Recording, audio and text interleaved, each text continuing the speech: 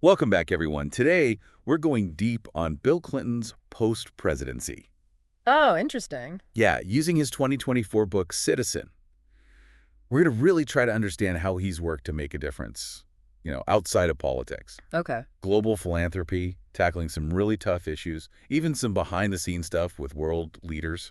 Well, right away, Clinton wrestles with what an ex-president even does. Yeah. He quotes John Quincy Adams, called it pathetic. Not what Clinton was going for, obviously. He seems to have taken inspiration from people like Jimmy Carter, right? Absolutely. And, of course, Hillary's long work with NGOs. Huge influence, yeah. Then, bam, right out of the gate, the American India Foundation, formed at the request of the Indian Prime Minister after that terrible Gujarat earthquake. Wow, trial by fire. You said it. Tell me about the AIF. What was Clinton hoping for there? Well, 2001, he's just leaving office. The AIF was about getting resources, expertise globally to that crisis fast. But it also set the tone, for how he'd do philanthropy from then on. Direct, collaborative, results-driven. Okay, so the AIF, it's still going strong today.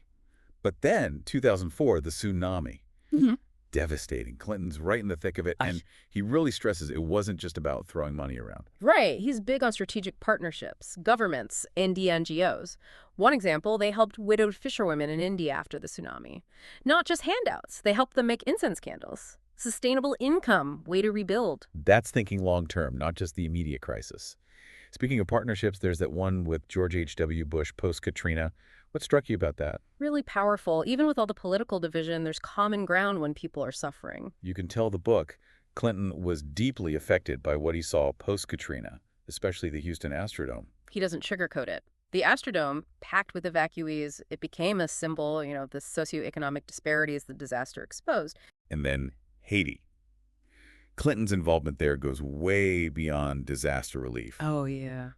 UN Special Envoy co-founded the Interim Haiti Recovery Commission. Key takeaways for him from that. Haiti was tough, complex. He's honest about how hard it is to coordinate aid in a country with such devastation, systemic issues. There's this poignant moment. He meets a Haitian artist, lost his whole family in the earthquake. But amid the rubble, this guy is determined to rebuild, create, find hope, resilience of the human spirit, It's powerful. These huge disasters need huge efforts, but it's the individual stories that stay with you. Let's talk about the Clinton Global Initiative, CGI. I'm fascinated by this. Attendees heavy E to make concrete commitments, not just talk. CGI was born from that, action over words. He was inspired by Davos, the World Economic Forum, but felt it was too much talk, not enough doing. So CGI, leaders from everywhere, business, government, NGOs got to make specific, measurable commitments to address global issues. And those commitments are all over the place, right? Oh, yeah, huge variety. There's this businessman, Barry Segal, donated $100,000 to revitalize the South Bronx. Even small amounts can make a difference. Then you've got the Global Alliance for Clean Cook Stoves, massive public-private partnership, huge problem, affects millions. Recognizing solutions can come from anywhere, individuals to huge collaborations. But CGI's had its critics. Right. For sure. Some say it lets the wealthy off the hook. There are valid criticisms, and Clinton tackles them head-on. He says these complex issues need all kinds of approaches. CGI, he argues, is key. Mobilizes resources, fosters collaboration, drives action. So, Clinton the philanthropist, disaster relief, creating this unique platform with CGI.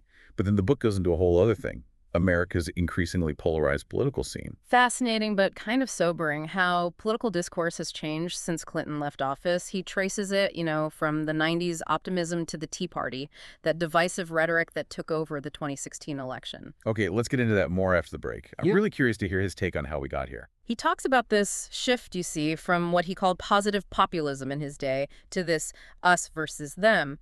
The Tea Party, he sees that as a big turning point. Yeah. When politics became more about, emotion, ideology than facts. So this fact-free thing, he's saying it started way before 2016. Yeah, he argues that election was the peak of it all. Trump, tapping into economic anxiety, cultural resentments, especially those white working-class voters, felt abandoned by the establishment. And then social media. Can't ignore that. No way. Clinton highlights how those platforms became echo chambers. Misinformation, divisions, all amplified. Plus, the Russian interference, confirmed, added a whole other layer of crazy to an already crazy situation. It's wild. But even with all this political stuff, he finds time to reflect on his personal life, too. Some serious health scares in there. Oh, yeah. Very open about the quadruple bypass in '04, the pneumonia in '16. Real wake-up calls, he says, had to rethink his lifestyle, prioritize health. Makes sense. And that seems to tie right into his work with the Alliance for a Healthier Generation, fighting childhood obesity. Direct link. He talks about being struck by, like, how many young people were obese, the long-term effects. Personal for him. Hmm. Speaking of personal, he devotes a lot of space to championing women and girls globally. Big focus for the Clinton Foundation. Huge. It's woven into everything they do: poverty, healthcare, education. One thing he highlights is the New Ceilings report. Big data analysis, status of women and girls worldwide. I remember that. Clinton Foundation and the Gates Foundation, wasn't it? What'd they find? Showed, like,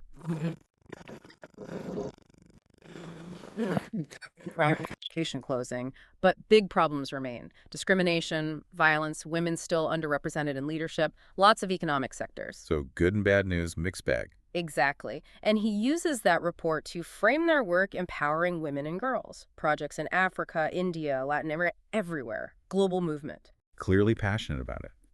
And on global issues, can't forget climate change. He gets deep into that. His Clinton Climate Initiative, CCI, seems to be leading the charge. CCI, yeah, tackling it from all sides. They've done great work on energy efficiency in buildings. They even retrofitted the Empire State Building, No kidding. showing that sustainability can be profitable too.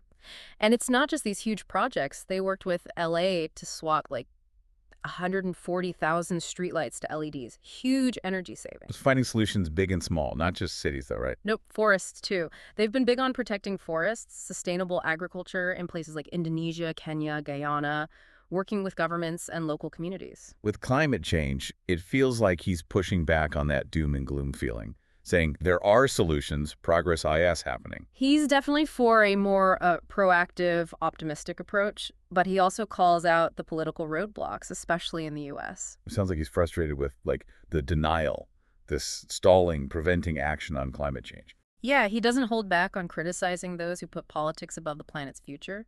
It's a reminder, huh? Even with good intentions, the best ideas, progress can be slow, hard, especially against those powerful interests. Brings us back to that polarization, something he keeps coming back to. Any thoughts from him on, how do we move forward in a world this divided? He's got this concept, inclusive tribalism, like we can acknowledge our differences, even embrace them, our identities, groups, but still find common ground, work together. It's a nice thought. But tough in our climate, right? He knows it's hard, but says it's the only way. To have a society that's both diverse and de-unified, where we all share responsibility, leading to shared success. Makes you think. But before we get too philosophical, something else that hit me. He talks about his regrets, his own missteps. He's really honest about his flaws, mistakes. The Jeffrey Epstein thing, for example. Deep regret for ever being involved with that guy. It's humanizing, right? Even people we admire, they mess up, deal with the consequences. Shows maturity, self-awareness, and that he's willing to learn, be held accountable. Could easily skipped over that, but he faces it. Adds to his story, makes him more complex, real. We're all works in progress, even ex-presidents. Makes him relatable. Okay, we've covered tons, from the AIF to this polarized world. But before we wrap, something else struck me. His love for his family. Oh, yeah. He writes about Hillary with so much warmth, respect. You can tell their partnership has been like a bedrock for him. And Chelsea, he's so proud of her work at the foundation, her dedication. And he tells these sweet stories about his grandkids, those little moments that remind you what really matters. Yeah. Even in global chaos, there's still love, family, those connections that keep us grounded. Finding that balance, personal and political, and that's what Citizen is, I think. A portrait of a guy trying to make a difference, but also living his life, his relationships, figuring out what being a good citizen means. Powerful stuff. Now, as we finish up this deep dive into Citizen, I want to leave you with a question Clinton asks in the book. What does it mean to be a good citizen today? More relevant than ever, right? Polarization, social unrest, global problems. And I think his life, in office and out, gives us some answers, some inspiration for how we can all try to make a positive impact. Build a world that's more just, fair, and hopeful. Really makes you think, what does it mean to be a good citizen these days? Clinton's time after the presidency is like a case study almost.